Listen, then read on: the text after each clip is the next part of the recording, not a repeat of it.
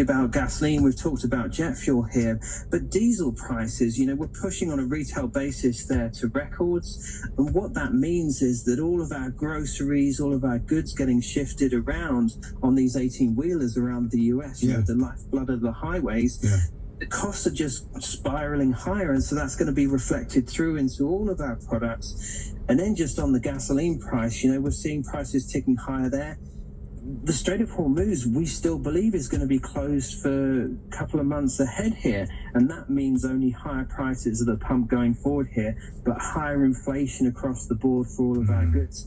Yes, there's the silver lining that producers are making more money here, but that's a fairly slim silver lining when everything else in terms of cost is going to be going up. Yeah, I was trying to think of a silver lining here, and I guess in the past with oil disruptions, Texas energy exports surge. Does this moment translate into a meaningful export boom for Texas, or are there constraints? Oh my gosh. So this is another problem in itself, David, because US crude exports are at a record.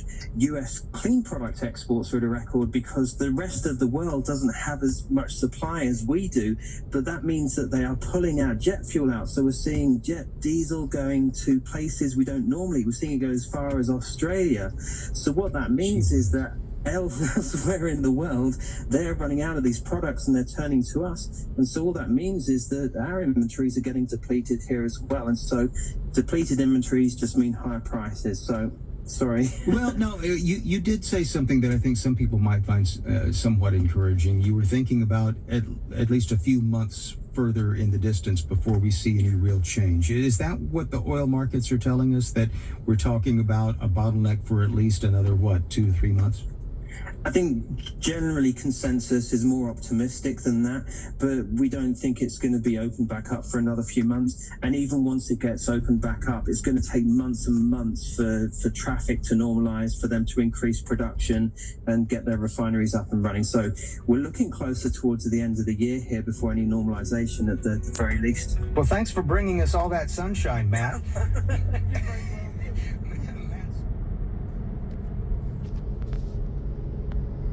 Grand rising. Happy Monday morning.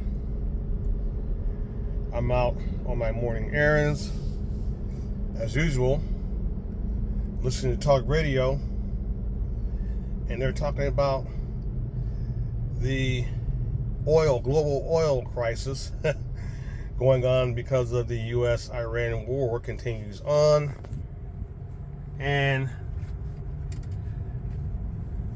the increased price of oil, which means the increased price of gas and diesel fuel continues to go up,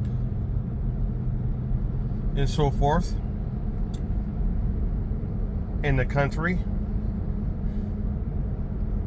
And they're talking about Houston, mostly Houston, which is the biggest producer refineries of oil in the whole country. Houston is a oil city. All the large oil production companies are based in Houston, along with all the large refineries. And how this U.S.-Iran war is having a positive effect on Houston. And they are right. This U.S.-Iran war is having a positive economic effect on Houston because the big oil companies that are here, all the refineries that are here in the Houston area and parts of Louisiana, are making tons and tons and tons of profit off this U.S.-Iran war. And the reality is, folks, if you haven't been paying attention to the global effect of this U.S.-Iran war, is they really don't want the war to stop. They really don't. They're just putting out to the public that they want it to stop. But they don't really want it to stop because the U.S. oil industry is making billions of dollars in profit on this U.S.-Iran war that's going on right now. That's the reality. That's why it's going to continue on. The Strait of Hormuz is going to continue to be shut down as they want it to be shut down, because that puts a huge glut on world oil, and it forces other countries to eventually buy oil from the United States. That's the goal. It's the goal, y'all.